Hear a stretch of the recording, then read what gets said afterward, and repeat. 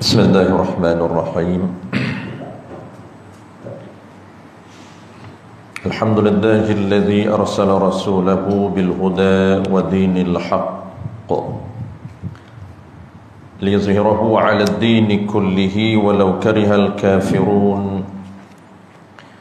Ashhadu an la ilaha illallah wahdahu la syarika lah wa ashhadu anna Muhammadan 'abduhu wa rasuluh. Salawatullahi wa salamuhu ala hadzal nabiyil karim wa imamil muttaqin wa qaidid du'akil mujahidin wa ala alihi wa ashabihi ajma'in. Allahumma 'allimna ma jahilna wanfa'na bima 'allamtana waj'alna minal mukhlisin. Sallallahu ala sayyidina Muhammad wa ala alihi wa baraka wa sallam.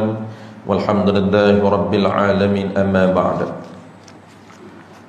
InsyaAllah seperti biasa tuan-tuan, marilah sama-sama kita menyatakan setinggi-tinggi kesyukuran kehadrat Allah Subhanahu wa taala kerana dengan limpah kurniaannya kita diberi kesempatan, kesihatan dan kekuatan oleh Allah Subhanahu wa taala untuk kita menyambung kembali perbincangan kita berkaitan dengan sistem jual beli di dalam mazhab kita. Jadi dalam sistem jual beli inilah kita panggil perniagaan dalam Islam, tuan-tuan. Setengah orang tu dia tak bertemu cari perniagaan dalam Islam, dia tak ada tajuk. Jadi muamalat ini satu komponen yang besar, dalamnya ada beberapa tajuk kecil, lebih kurang 20 lebih tajuk kecil dalam sistem muamalat. Tajuk yang pertamanya ialah jual beli. Jadi jual beli inilah yang kita panggil sistem perniagaan. Sebab di dalam perniagaan berasaskan jual beli. Sebab itu jual beli ulama menyebut ummul muamalat, iaitu induk segala sistem muamalat. Adapun tajuk-tajuk lain merupakan furuk kepada jual beli. Kita habis tajuk jual beli, kita akan masuk malam ni tajuk baru. Minggu lepas kita dah selesai jual beli kebun ataupun jual beli dusun, jual beli tanah, jual beli dusun, jual beli buah yang berada di atas pokok. Dan malam ni pula tajuk terakhir dalam topik jual beli sebelum kita berpindah kepada jual beli order. Malam ni kita bincang implikasi ataupun kesan selepas jual beli. Berlaku beberapa isu selepas daripada kita akad jual beli. Itu tajuk dia, perselisihan antara dua orang yang berakad, itu antara penjual dan pembeli. Dipanggil babul ikhtilaf al-mutabayyi'aini. Bab ikhtilafil mutabayyi'aini, berlakunya perselisihan antara penjual dan pembeli. Ada beberapa kriteria yang ditimbulkan, yang diperselisihkan. Qala al-musannif rahimahullahu ta'ala, apabila penjual dan pembeli telah bersetuju ni maksudnya telah berlakunya akad jual beli secara sah, atas sahnya sesuatu jualan. Jadi selepas berlaku transaksi jual beli secara sah, barulah timbul perselisihan beberapa kriteria dalam jual beli. Jadi bukan timbul perselisihan ini sebelum jual beli, tidak, dia berlaku selepas jual beli. Maksudnya kita dah akad ataupun dah berlaku transaksi jual beli menurut peruntukan yang telah kita sebut sebelum daripada ni, semuanya clear, sah. Sebab itu dia kata di sini bersetuju atas sah sesuatu jualan. Maksudnya penjual dan pembeli ini dah setuju akad jual beli, dan jual beli itu pula menurut peruntukan yang telah kita bincang, status ini adalah sah. Tiba-tiba keduanya, pembeli dan penjual ini berselisih tentang cara. Cara ni maksudnya tentang kriteria jual beli itu. Sebab jual beli itu dia ada, transaksi jual beli ini dia ada beberapa kriteria ataupun beberapa perkara yang kita panggil rukun. Pertamanya barang ataupun mabih, dia ada 5 peruntukan yang mesti kita patuhi baru sah jual beli. Dan keduanya dia ada saman ataupun harga. Jadi kriteria inilah yang penjual dan pembeli berlaku perselisihan. Price ataupun harga ini pula, syarat dia diperuntukkan dalam mazhab Syafi'i. Dalam kitab kita ini mesti memenuhi 5 syarat. 5, 10. Dan ijab qabul. Ijab qabul ada 6 syarat. Dan orang yang berakad, orang yang berakad yakni penjual dan pembeli itu juga mesti mematuhi peraturan ataupun peruntukan. Jadi kesemuanya okey. Orang penjual dan pembeli pun ikut peraturan, orang yang sah menjual beli. Barang pun okey, barang yang mengikut peraturan. Harga pun okey, maksud barang dan harga ini ikut peraturan, ikut peruntukan. Dan juga berlaku lafaz ijab qabul yang memenuhi peruntukan. Kesemuanya okey. Cuma berlaku perselisihan tu di mana? Contohnya dia berlaku perselisihan ini berlaku pada barang mabih, berlaku pada barang. Yang kedua berlaku pada harga. Itu yang diselisihkan. Baik, tengok contoh. Seperti timbul perselisihan penjual dan pembeli seperti tentang qadar. Ini berlaku perselisihan tentang qadar barang. Ini tentang kadar, qadar ini bahasa Arab. Tentang kadar barang yang diakad jual beli. Kadar barang maksudnya berat barang. Kalau barang itu jenis timbangan, maka yang diselisih ialah kilo ataupun berat. Berapa berat? Penjual kata aku jual barang ni kepada kamu, berat ni 10 kilo. Pembeli kata tak, aku beli 5 kilo. Itu isu yang berlaku pertelingkahan. Itu dipanggil kadar, kadar barang. Ataupun kalau jual jenis per biji, ataupun dipanggil sukatan, dia berselisih isu sukatan. Itu maksud kadar. Penjual kata aku timbang, aku jual kepada kamu 1 cupah beras. Jadi beras ni kalau ikut timbangan Madinah, dia tak boleh ikut kg, dia kena ikut timbangan asal, iaitu cupah ataupun gantan. Itu dipanggil timbangan asal, timbangan Madinah. Jadi Nabi bijirim ni Nabi tak guna tak guna berat. Tak guna berat. Macam kita ini guna berat 1 kilo, kg. Nabi apabila bijirin dia akan guna sukatan. Sama ada sukatan cupah ataupun gantan. Kalau dulunya mu macam-macam lah, hari ini dah tak ada dah. Hari ini sukatan kita panggil, cupah dan gantan. Kalaulah jenis sukatan, dia selisih sukatan. Kalau jenis berat, dia selisih berat. Kalau jenis bilangan, dia selisih angka bilangan. Aku jual kepada kamu 10 biji, tak, aku beli hanyalah 8 biji saja. Macam mana nak settle isu ini? Tu dia ada hukum atau apa, dalam isu jual beli dia ada hukum macam mana cara untuk settle. Yang kedua, contoh yang kedua, atau seperti berlaku perselisihan tentang qadar harga. Harga ni untuk kadar harga. Tentang kadar harga. Macam mana kadar harga? Penjual kata harga begian, pembeli kata tak, aku beli harga begian. Itu dia berlaku perselisihan harga. Jadi macam mana nak settle? Contoh, dia kata aku beli beras 10 kg dengan harga RM30. Pembeli kata tak, aku beli dengan harga 28. Aku beli 28 je. Dulu kan kau cakap 28. Aku jualkan 30. Kacau. Macam mana nak settle? Ataupun kita jual barang, sama je konsep dia. Kita jual apa lagi? Sabun, sama je. Yang penting kita nak bincang isu perselisihan harga antara penjual dan pembeli. Itu je. Macam mana kita nak rungkai. Dan contoh yang ketiga, dan berlaku perselisihan tentang jenis. Tentang jenis. Mana contoh jenis? Seperti emas dan perak. Dia panggil jenis yang sama tapi berbeza. Emas dan perak. Sabun, banyak ada sabun debu, ada sabun liquid. Dia kata, aku beli jenis sabun, memang nak sabun, tapi aku bayar itu sabun jenis bentuk liquid.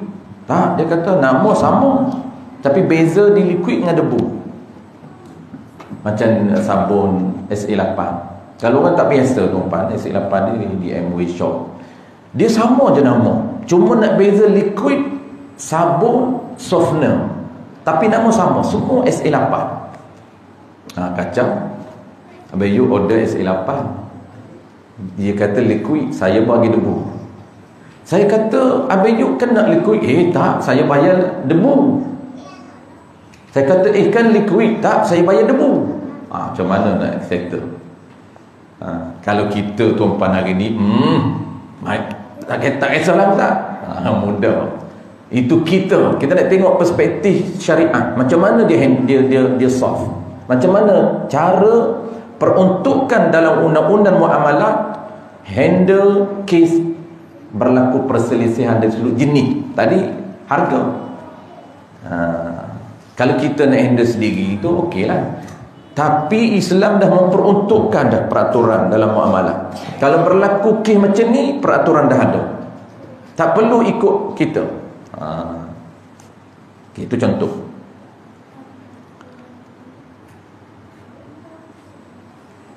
Ataupun lagi contoh lagi. Yang kelima, selisih tentang kadar berat.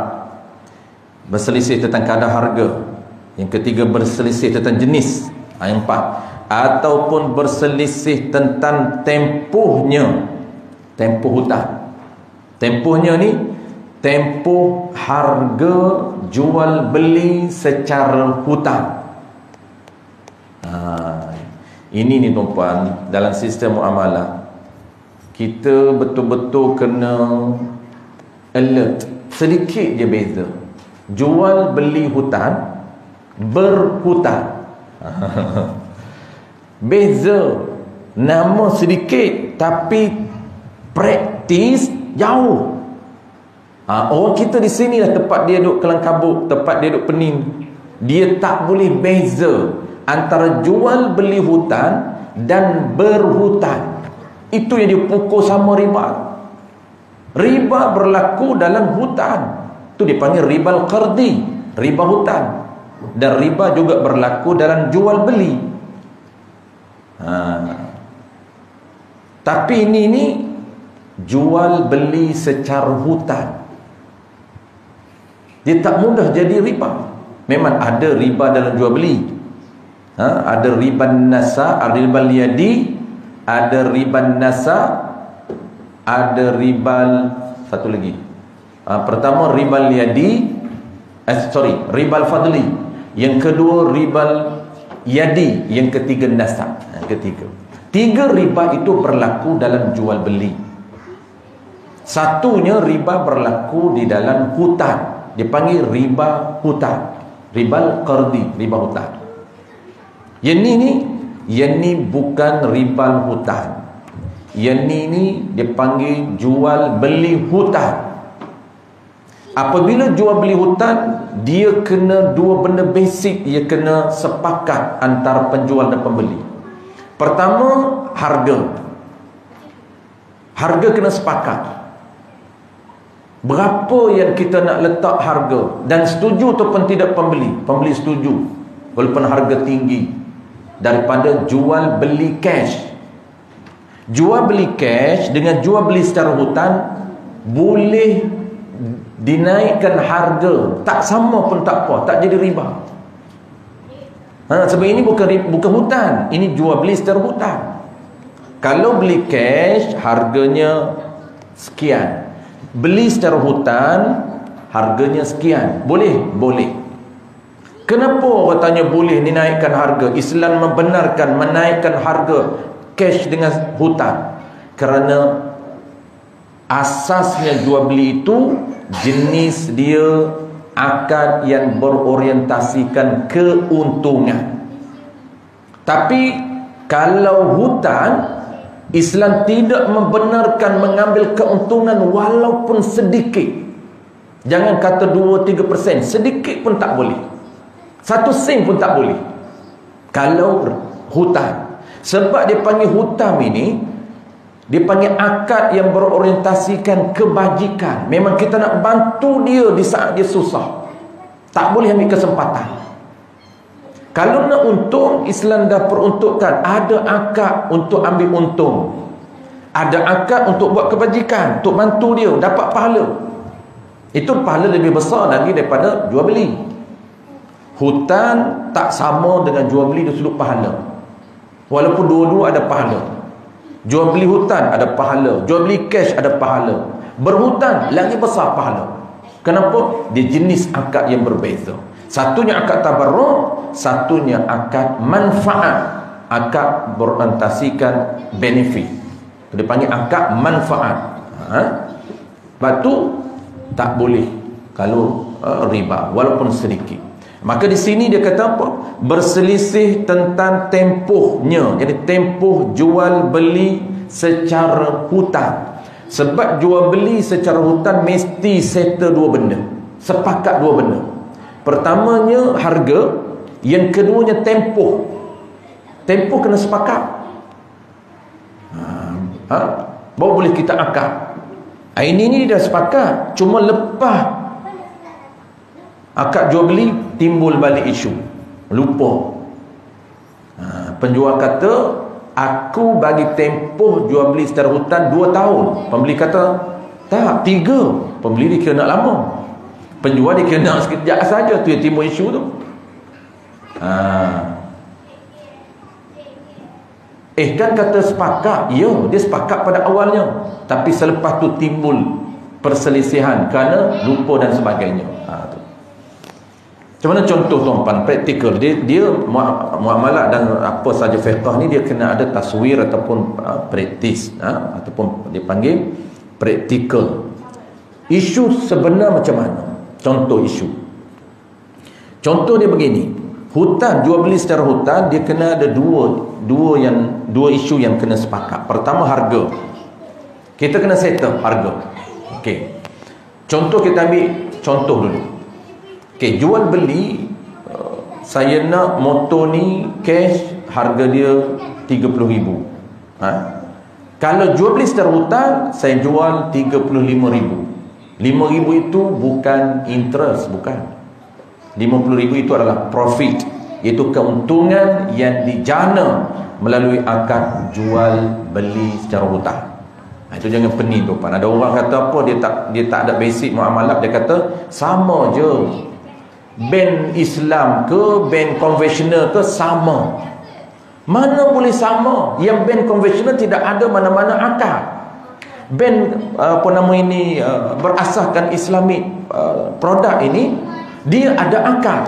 Cuma kita saja yang tak tahu akad. Sebab bawah sana ataupun official ni kadang-kadang dia tak cerita, dia just main saing je, walaupun ada orang panggil apa, cara Islamnya. Tapi kita nak cerita tuan, memang tak sama. Kalau ada orang cakap sama, interestnya sama, 3% bahkan lebih tinggi bank Islam, itu dia tak faham dari sudut background muamalah, latar belakang sistem muamalah, belum betul-betul dia faham. Jadi basic tuan, paling induk perbezaannya ialah akad, kontrak. Konvensional tidak ada kontrak. dan Islam ada kontrak, ada akad. Maka pemilihan akad ini terpulang dalam muamalat. Tuan dia tak rigid, tak semestinya kena pilih riba, tak semestinya kena pilih jual beli. Boleh pilih lain, boleh juga pilih sewa.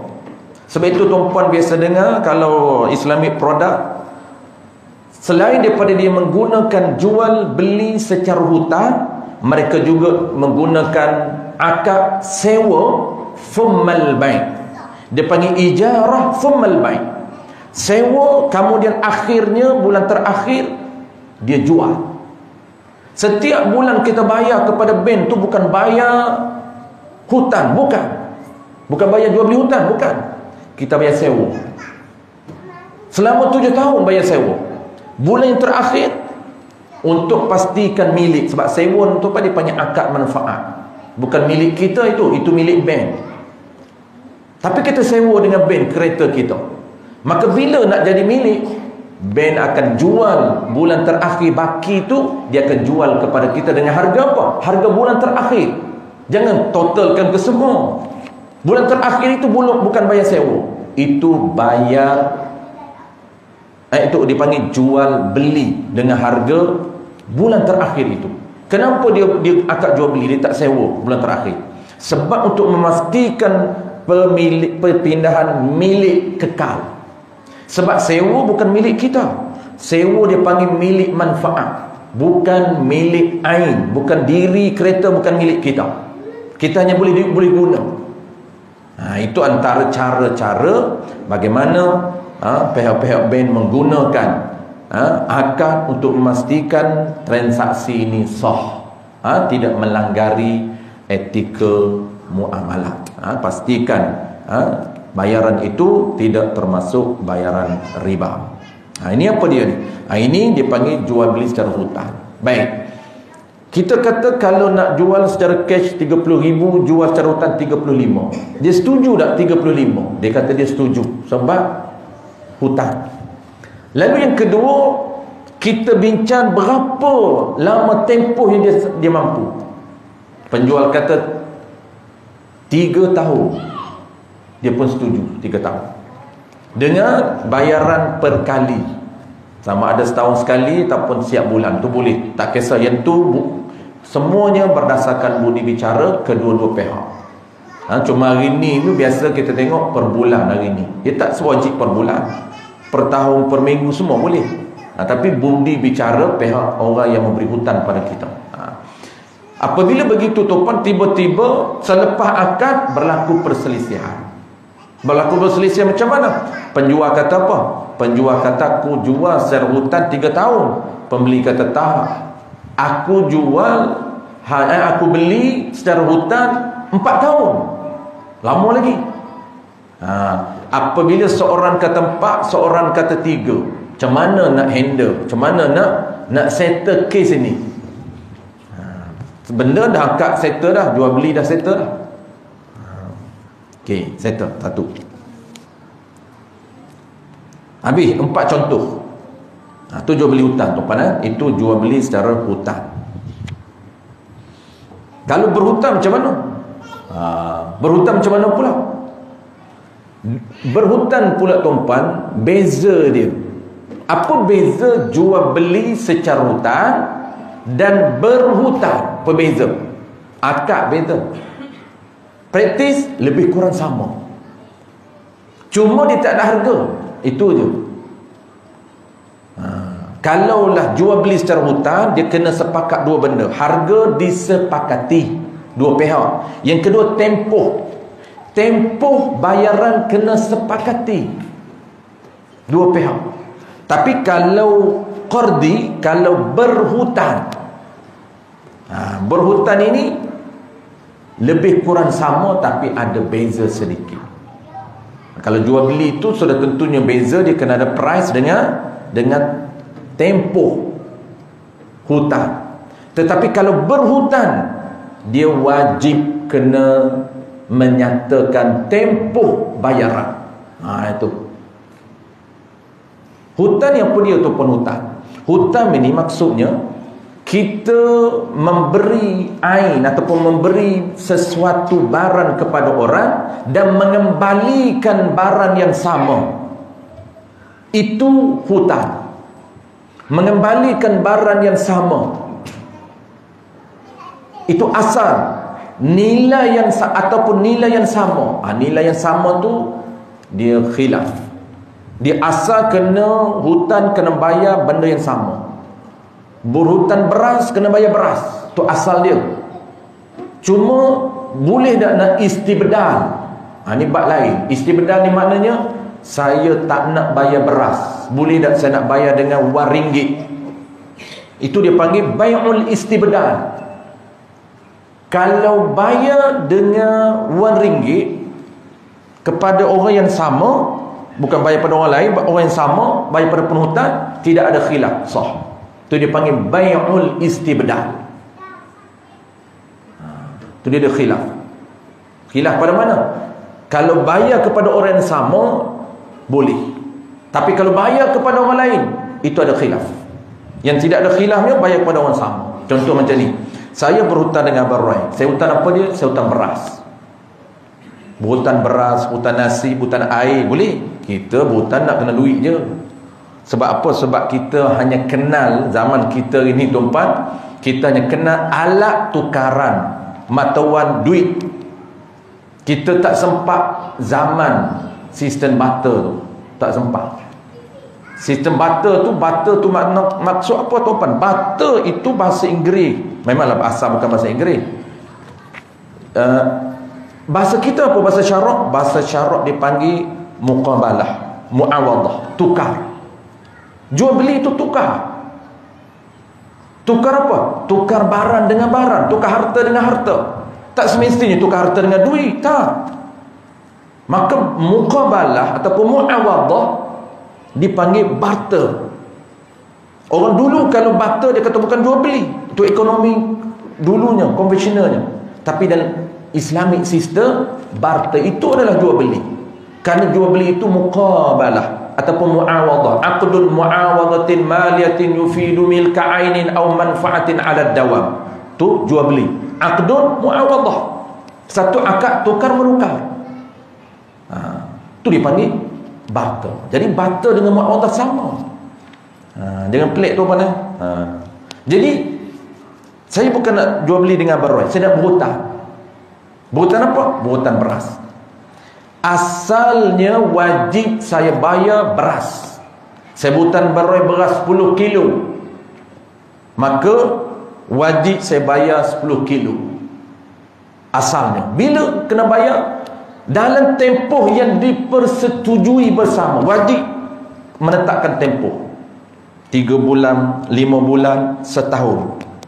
Okey, Baroy, saya berhutang beras 1 bulan. Takkan berhutang setahun. Beras aja bukan duit 10,000. Dalam tempoh sebulan, beras 10 kg.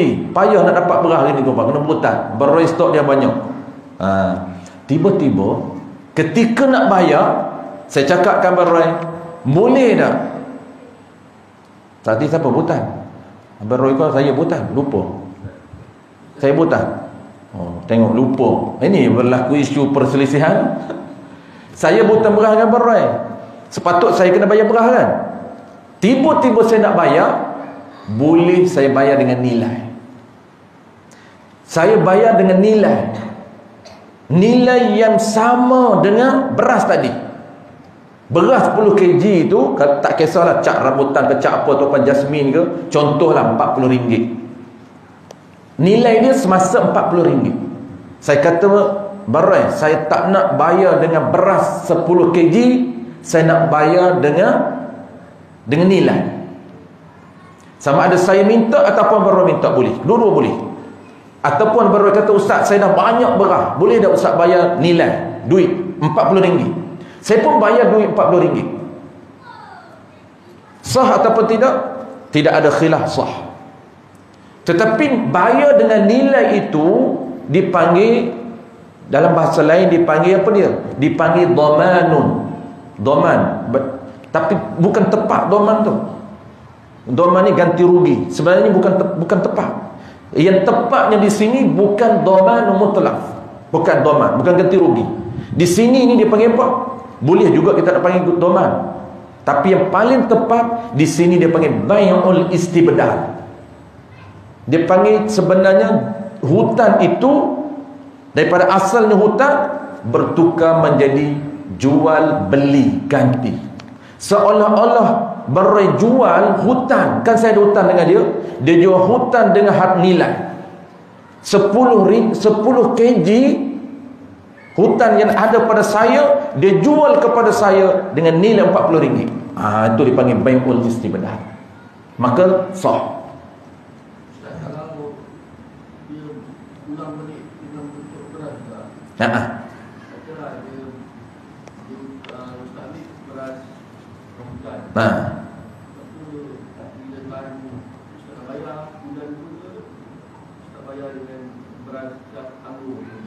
Cantik lagi. Jadi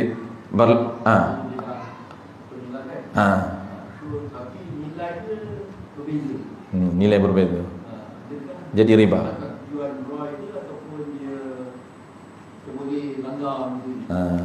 Adakah kena minta persetujuan? Berai saya nak bayar elok lagi ni, nak bayar beras basmati.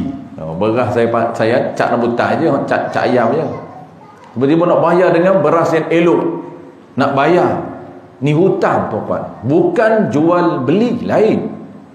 Kalau jual beli beras dengan beras, dia boleh berlaku riba. Tu peni tu mazhab Syafi'i. Kita dah belajar riba kan? Dah belajar riba, khatam riba. Khatam sekali tuan-tuan. Tahun lepas ingat, tahun ni jangan tanya. Tahun ni jangan tanya. Riba dia kena setiap tahun tuan-tuan daurah. Bagi orang yang dah khatam topik riba, setiap tahun daurah, barulah dia duduk dalam minda. Jadi dia run dalam sistem minda kita riba. Sebab riba mazhab Syafi'i dia agak kompleks. Yang paling kompleks riba mazhab Syafi'i tuan-tuan ialah riba dalam jual beli. Riba hutang simple. Riba berhutang mudah mazhab Syafi'i. Mazhab lain lagi mudah.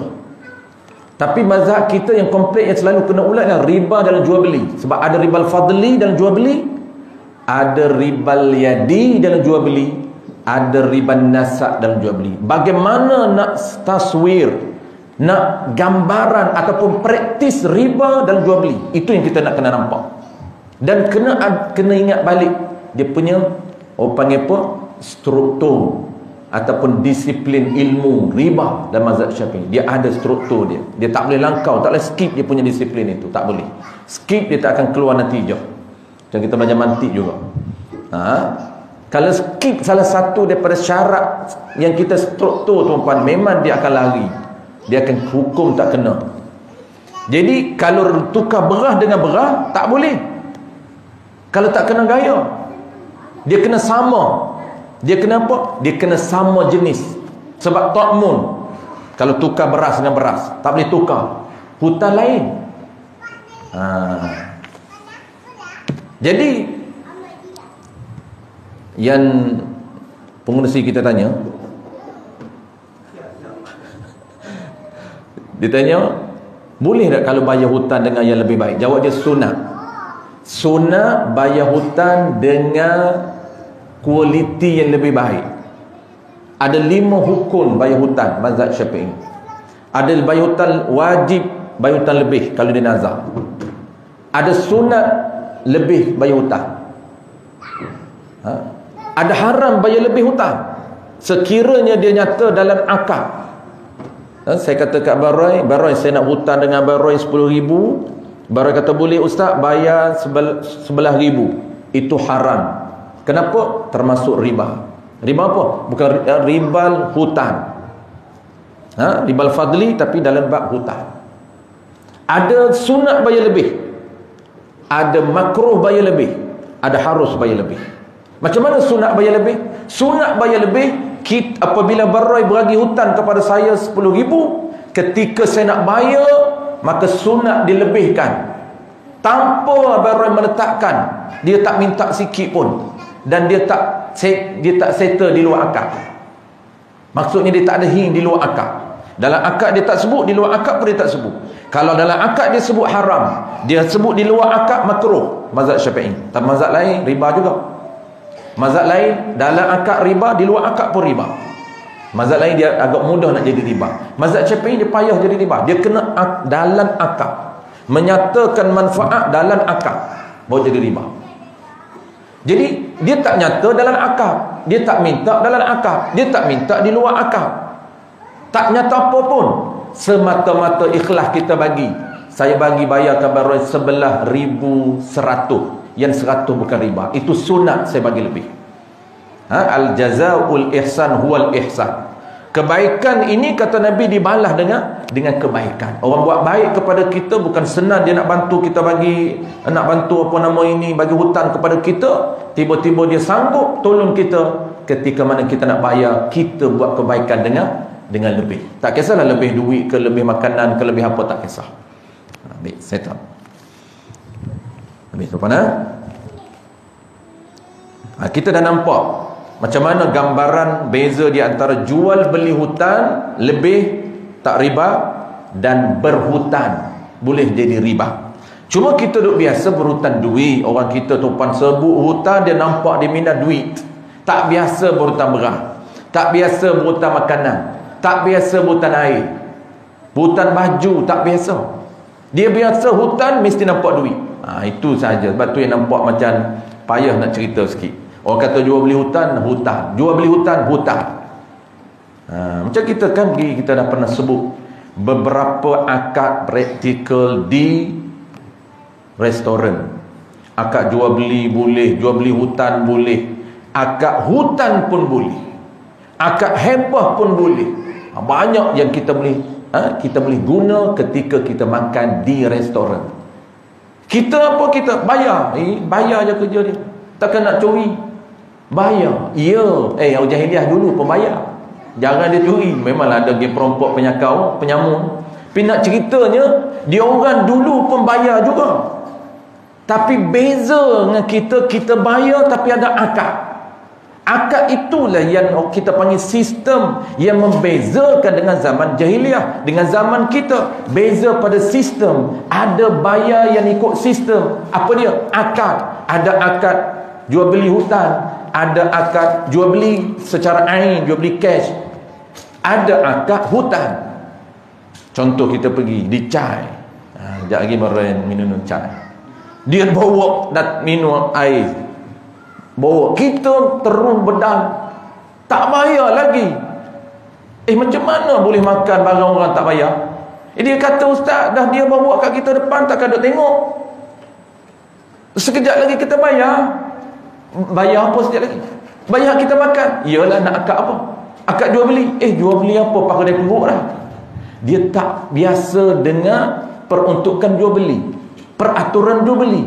Jual beli nak kena ada barang, kena ada barang dulu. Kalau dia nak jual beli yan ain, jual beli muayyan, dia panggil jual beli muayyanun, bai'ul muayyan, bai'un fi zimmah. Banyak jual beli.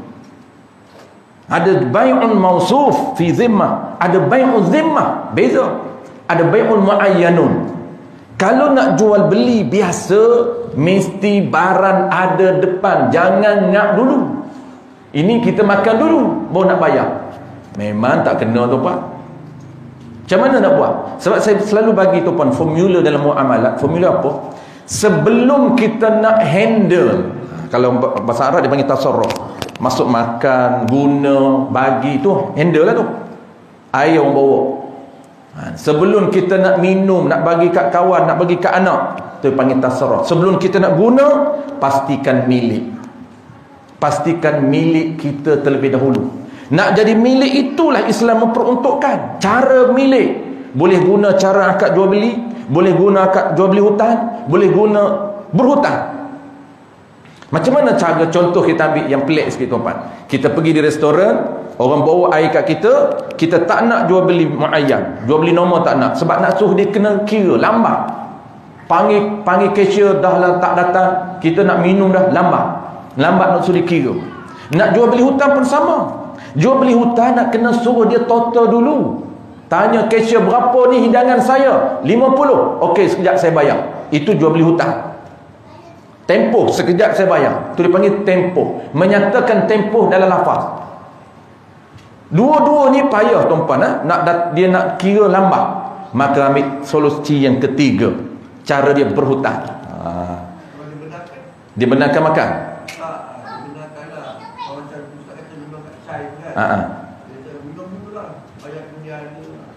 Betul. Minum dululah, bayar kemudian. Biasa memang orang kita macam tu. Dia tak macam KFC. KFC tu cara Islam. KFC dia tak boleh minum dulu, bayar dulu, tak bayar tak bagi. KFC, McDonald tuan-puan beratus siap kena bayar baru boleh makan kat dia. Nak makan kat rumah pun dia kata pergi je lah, lagi bagus makan kat rumah. Kena bayar dulu, baru settle dulu. Tu KFC. KFC tak ikut sistem muamalat sungguh. Jadi memang dia suruh bayar, dia suruh makan dulu, sekejap lagi bayar. Nak kena tanya dia, sekejap lagi nak bayar tak ada siapa. Yang kita makan ni, itu isu dia. Jawab dia tuan-puan, kita boleh guna akad hutang. Akad hutang sama ada berlafaz. Dia ada dua cara. Pertama, lafaz soreh. Yang kedua, lafaz kinayah. Lafaz soreh macam ni, saya berhutang duluan, sekejap saya bayar. Kok dia terkejut? Dia terkejut. Dia kata tak boleh hutang bang, saya menega payah ni, apa untung pun tak ada, tak kena hutang. Dia terkejut. Kita guna lafaz yang kedua, kinayah. Kinayah macam mana? Saya makan dulu, sekejap lagi kita kira lah. Itu jual beli hutang ke hutang? Tengok atas niat kita. Niat kita hutang, tak jadi jual beli. Tak jadi jual beli hutang sebab niat kita hutang.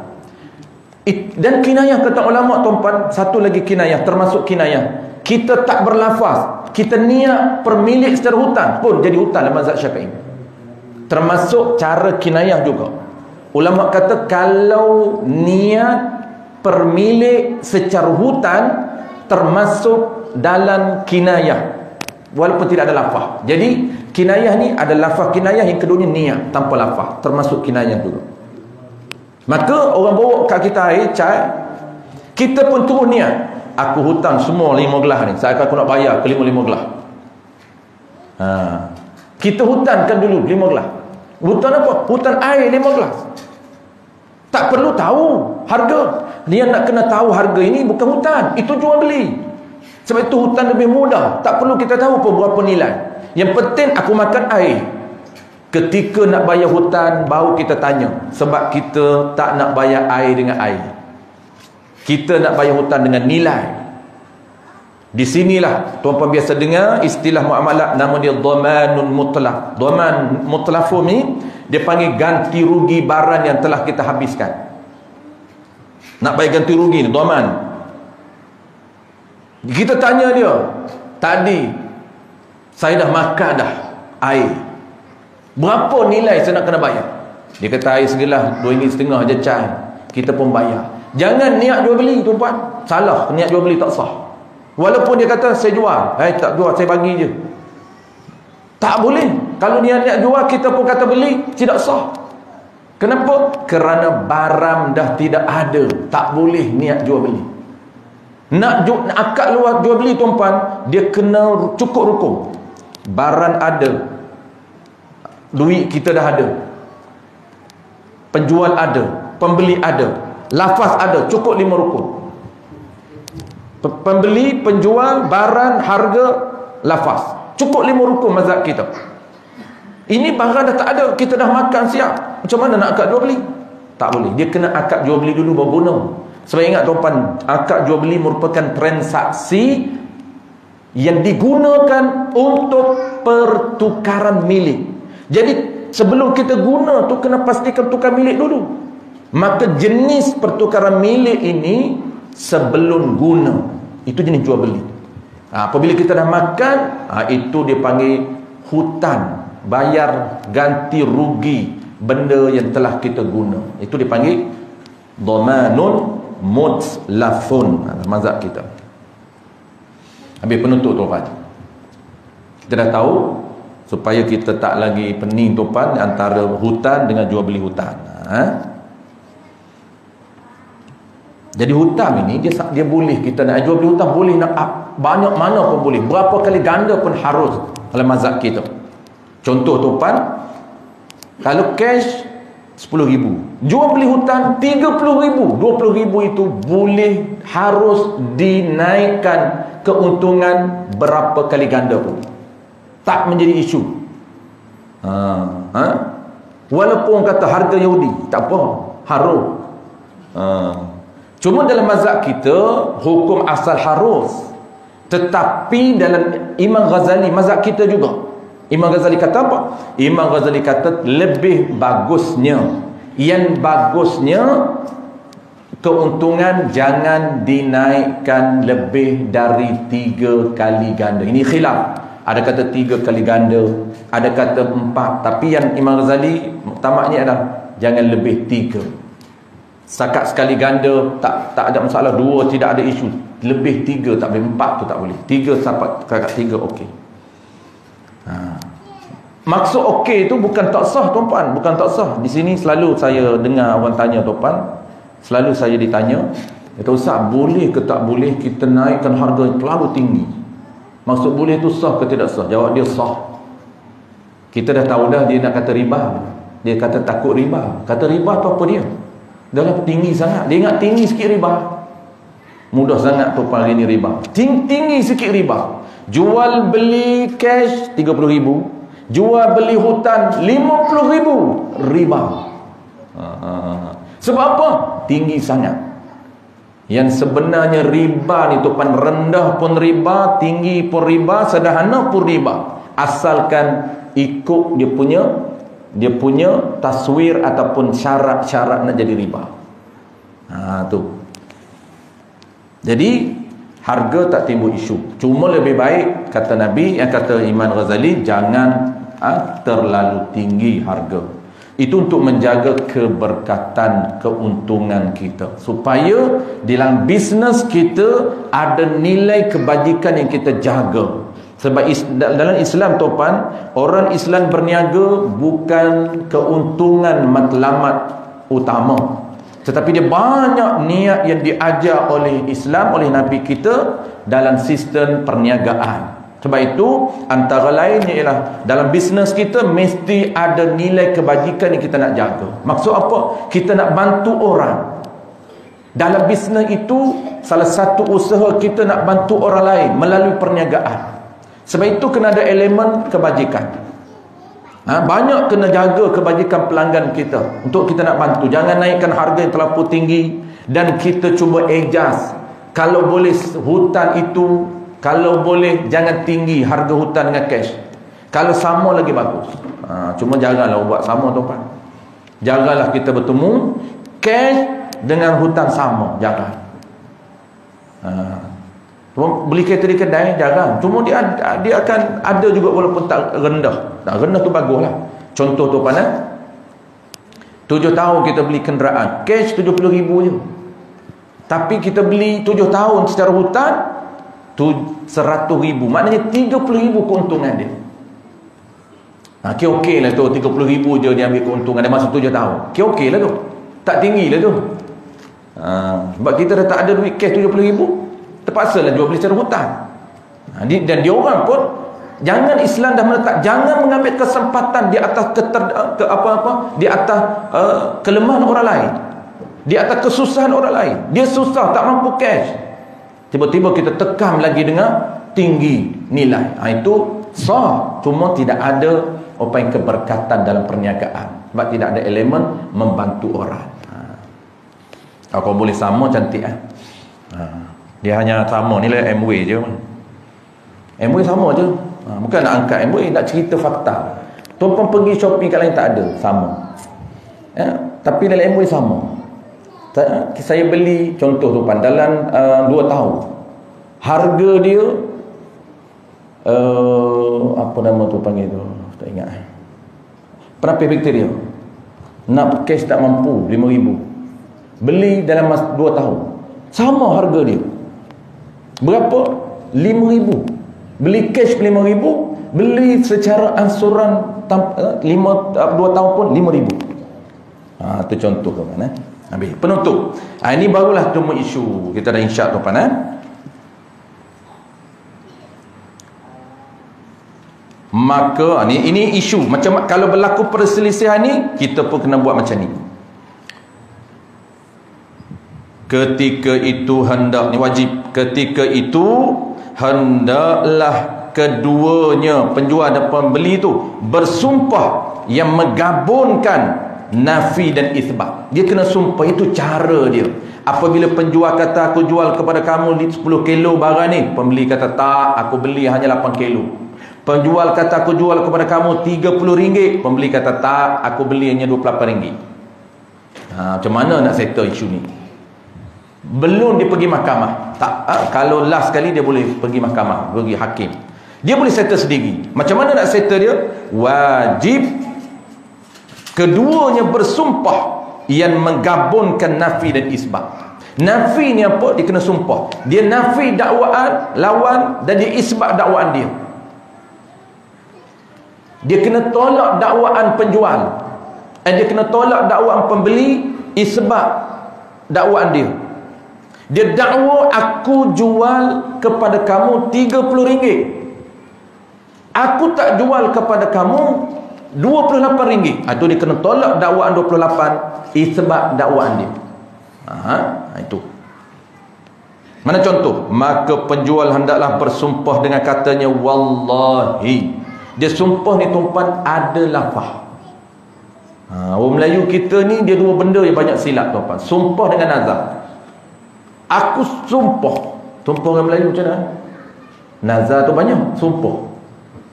Dia tak ada lafaz orang Melayu kita sumpah ni. Sumpah macam tu je. Nak buat hari ni dulu-dulu macam-macam sumpah. Sumpah mak engkau mati. Tu dulu zaman khurafat dulu. Aku sumpah engkau accident sekejap lagi. Tu sumpah orang dulu.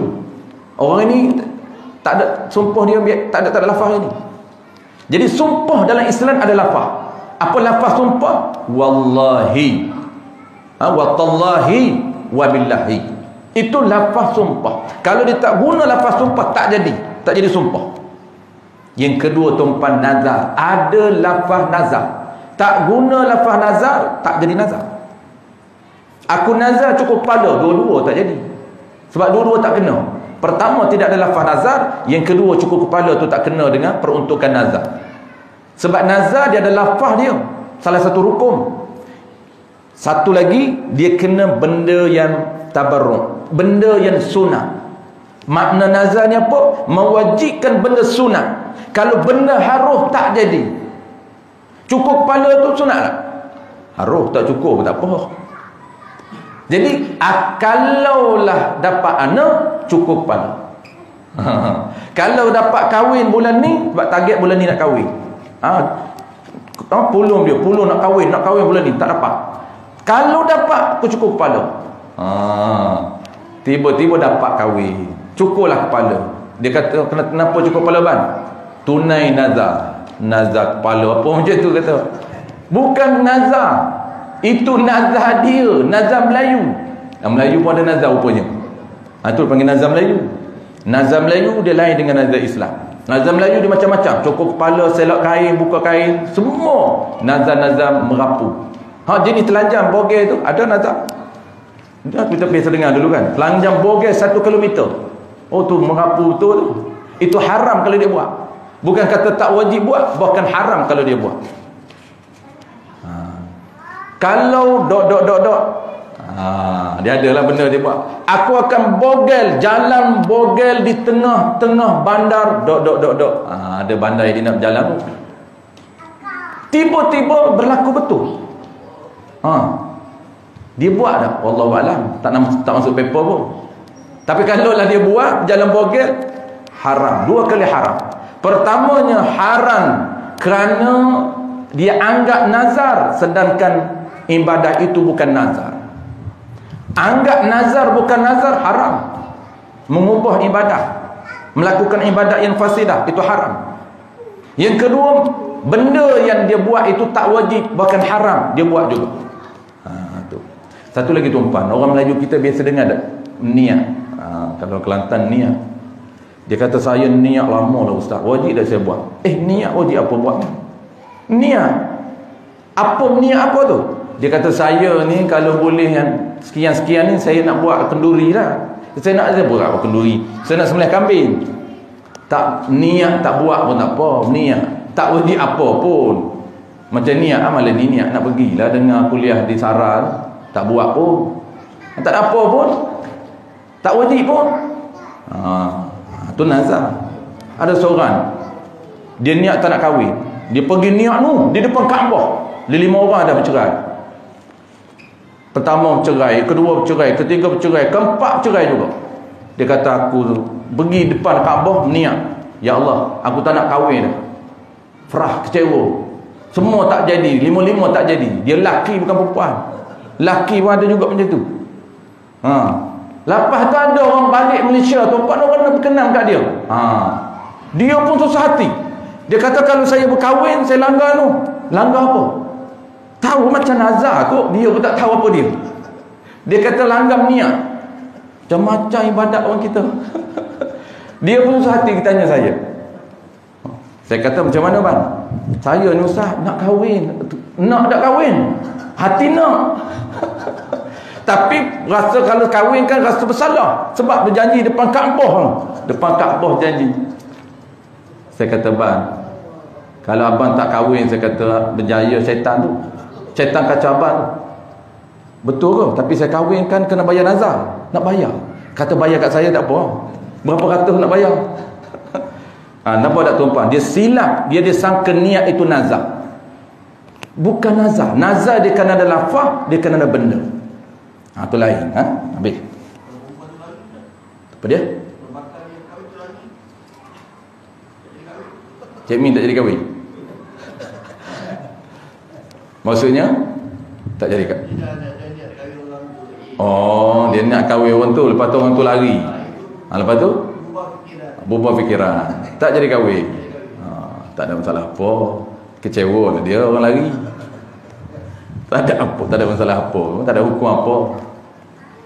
Dia berniat, tak ada hukum apa. Niat tak ada hukum. Ini ingat, ini sumpah kena ada lafaz. Mana lafaz dia? Wallahi saya tidak jual kepada kamu dengan harga RM5, malahan sesungguhnya saya telah jual dengan harga RM6. Tu. Pembeli pula bersumpah, sama juga sumpah dia menolak dakwaan orang orang dakwa, dan dia isbat, tetapkan apa yang dia dakwa. Wallahi kata pembeli, saya tiada beli dengan harga RM6. Saya tak beli RM6. Saya beli berapa? Sesungguhnya saya beli dengan harga RM5. Kena ada lafaz sumpah.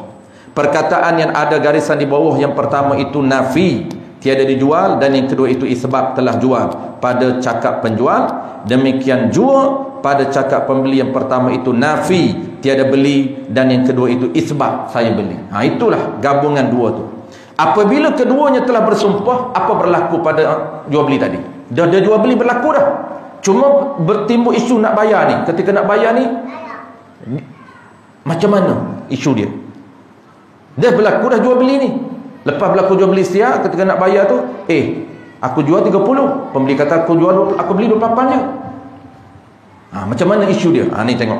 Apabila keduanya telah bersumpah, maka akad jual beli itu tiada terpasar, tak terbatal akad jual beli. Jadi jual beli itu terus diteruskan. Apa nak terus macam mana ni? Seorang kata RM30, seorang kata RM28, macam mana nak kira? Dah kata jadi. Tiada tercancel itu kemudian jika keduanya redha atas keadaan. Jadi syarat tak terpasar, tak cancel sekira pembeli dengan penjual tu kena setuju. Tak kisahlah, dua orang ni kena pilih satu, setuju mana? Penjual kena setuju dengan RM30 angka dia, ataupun pembeli kena setuju dengan angka penjual. Kena setuju juga yang mana? Tak boleh bertelingkah berterusan. Jika keduanya reda atas keadaan demikian. Kalau reda pilih yang mana satu, kekal akad jual beli, kekal. Tak apalah, aku kira 30 lah, aku bayar lah. Lebih pun nak macam tu. Sekiranya tak reda, dia berkerah juga 30 dengan 28, 30 28. Pembeli kata aku beli 28. Penjual kata tak, aku jual dulu kan 30. Pembeli kata tak, aku kan minta 28. Kan dah engkau bagi kurang. Tak nak tak berkerah dua-dua. Apabila berkerah dua-dua, kena pilih cancel, batal. Boleh cancel ataupun salah seorang daripadanya boleh cancel ataupun dicancelkan oleh mahkamah. Isu ni pun naik mahkamah tuan-tuan. Ni mahkamah Islam, bukan mahkamah magistrate dah. Bila sudah cancel, kita habiskan ni tuan-tuan. Yang tu sambung akan datang. Bila sudah cancel, wajib atas pembeli memulankan. Yang ni tak apa, wallahu a'lam. Yang ni implikasi selepas cancel. Kesan selepas cancel. Ini insya-Allah kita baca bulan depan.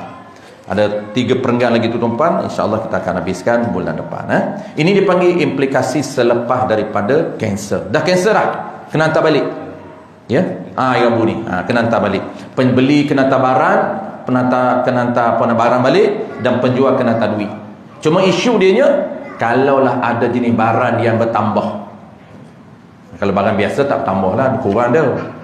Ada juga macam jual beli binatang. Dah seminggu dah baru nak bayar. Gemuk dah lembu tu.